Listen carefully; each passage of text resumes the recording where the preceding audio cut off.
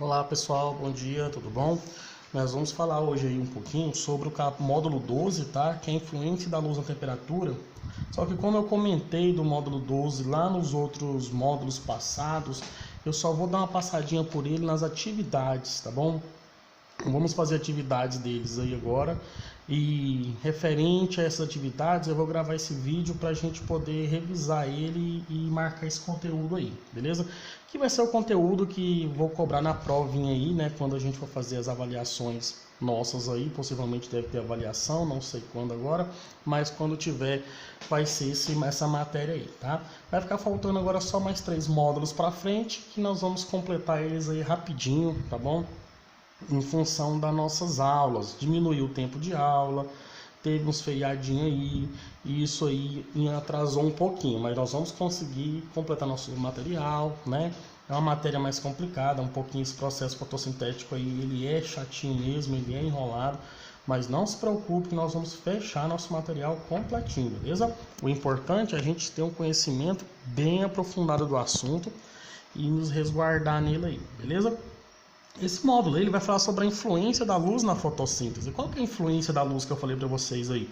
Nós temos o espectro luminoso, o espectro de luz, né? E esse espectro de luz ele tem uma referência, né, na distorção da luz, né? Então esse processo de refração da luminosidade, né, de reflexão dessa luz, ela vai ter do violeta ao vermelho, né?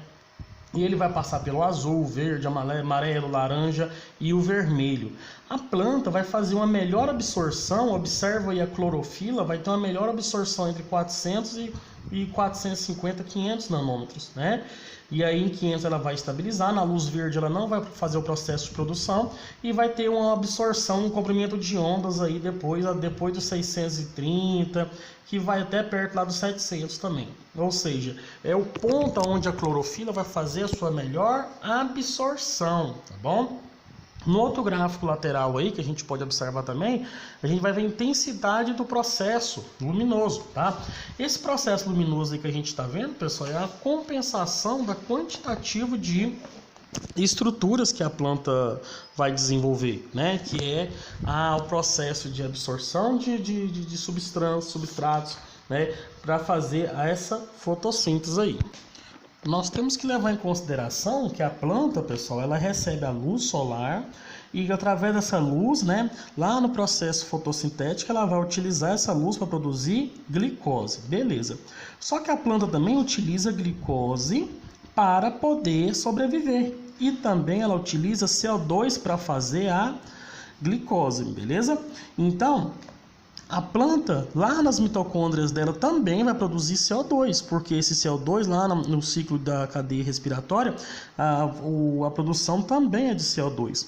Beleza, ela consome CO2 e ela gasta CO2. Só que chega um ponto que ela gasta mais do que consome, ou consome mais do que gasta, então chega um ponto de compensação, onde tudo que eu produzo, eu vou gastar. Então aquilo que passa, né?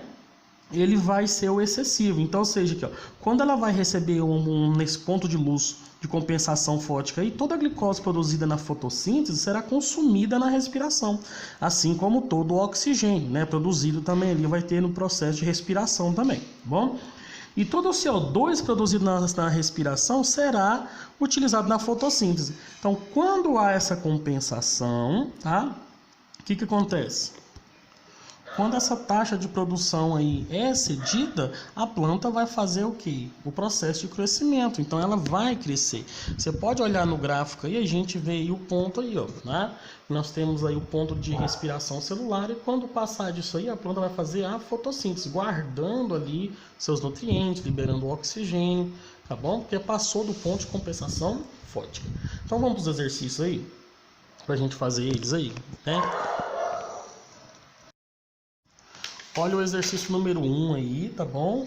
Lá da página 426. Abra essa apostila, tá bom? Eu vou colocar eles aqui, mas a partir da semana que vem eu já vou pegar as apostilas digitais aí pra mim tá montando bonitinho, pra ficar a coloração bem perfeitinha pra vocês, tá? Vamos lá então, vamos nessa.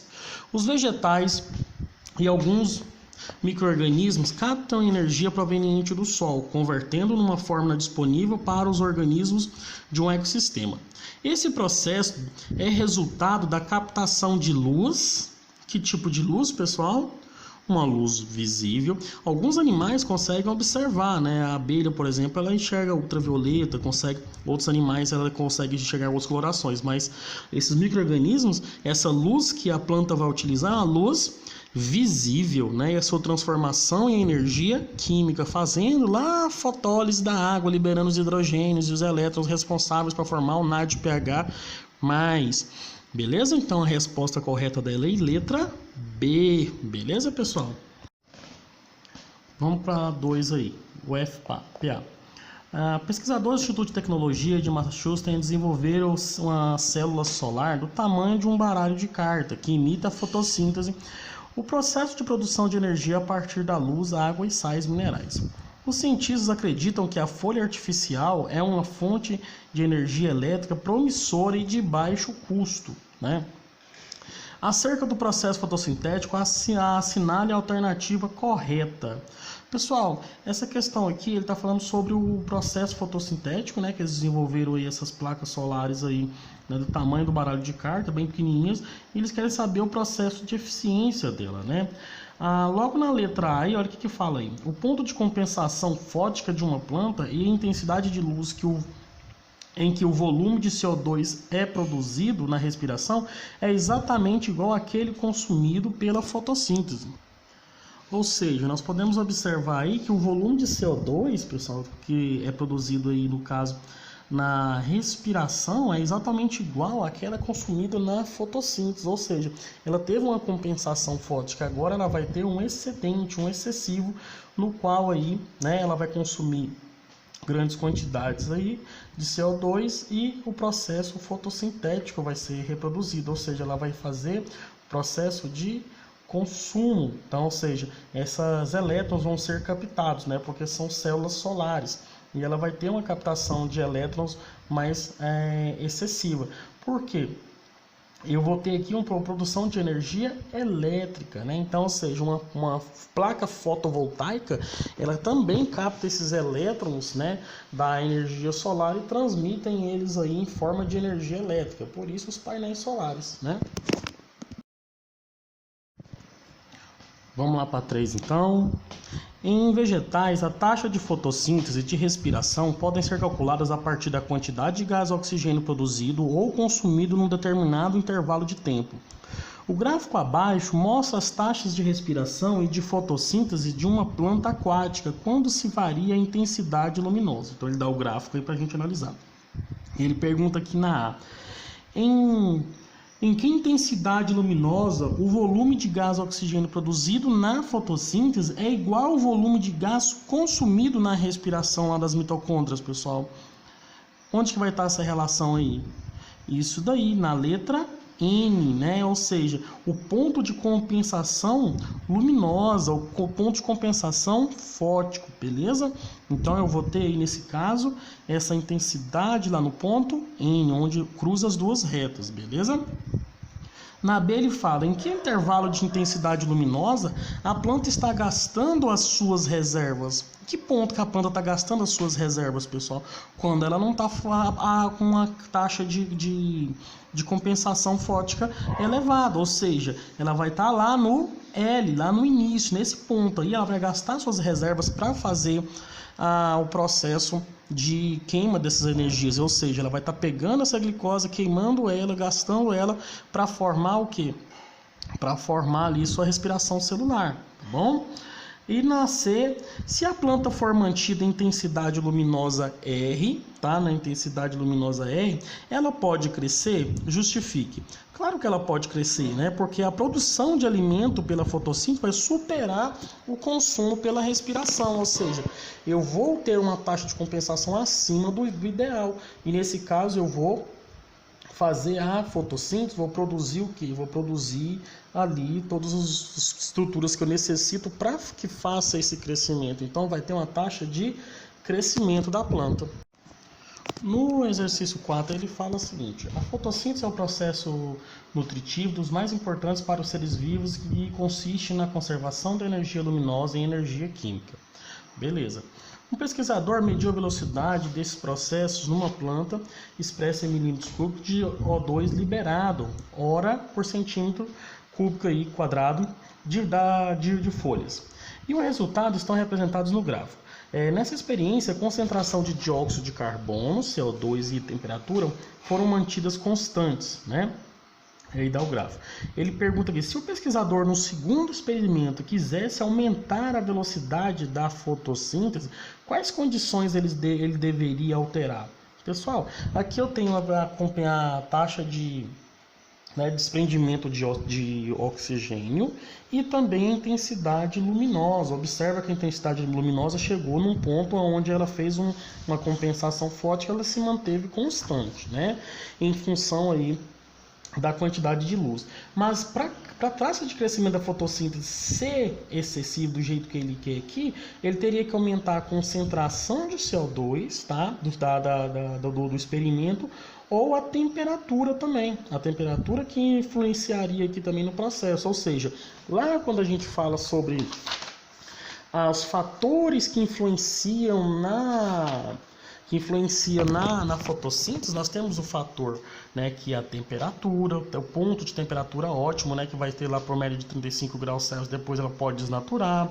Eu vou ter também a quantidade de dióxido de carbono liberado para que a planta possa realizar ali o processo fotossintético, tá bom? Então, ou seja, eu tenho uma quantidade maior e que vai estar disponível para a planta, e também intensidade luminosa. Por exemplo, uma planta que tem na copa das árvores 30 metros de altura, a fotossíntese dela vai ser mais eficiente do que uma planta que está lá no solo, dentro de uma floresta onde a luminosidade é mais baixa. Então tudo isso altera, né, o gráfico, tudo isso altera a quantidade ideal da fotossíntese para esses indivíduos, beleza? Pessoal, aqui na 5 aqui ele dá um gráfico, né, da quantidade de O2 produzido na fotossíntese, a quantidade de CO2 também produzido, em referência à intensidade luminosa. E ele fala aqui, ó, o gráfico em evidência, né, apresenta o efeito da luminosidade sobre a taxa, né, de fotossíntese e respiração em vegetais, com base no seu conhecimento, né, acerca da influência da luminosidade sobre o processo bioquímico em células vegetais. E na análise do gráfico é correto afirmar o que? Eu posso observar aí que eu tenho um ponto de compensação, né, das duas estruturas aí, e um ponto de compensação luminosa aí, pessoal, que ele vai variar, né? Ele vai variar aí em dois pontos principais, né? Então a gente pode observar aí essa variação dele, né, que a taxa de fotossíntese dele, tá? E a taxa de respiração vai se igualar num certo ponto, ou seja, a taxa fotossintética e a taxa de respiração vai se igualar num certo ponto, tá? Então, ou seja, ela se igualou num certo ponto, tá? Mas ela teve uma diferenciação aí na compensação luminosa, né? Ela variou nesses dois pontos, ó. Observa aí na reta aí. Ela variou em dois pontos principais, mas se igualou na taxa fotossintética, mesmo com a intensidade luminosa, né? Observando lá o processo da intensidade luminosa, onde a gente observa o ponto de saturação luminosa. Então ela saturou a luz, ou seja, ela já chegou num ponto em que a luminosidade dela estava equalizada.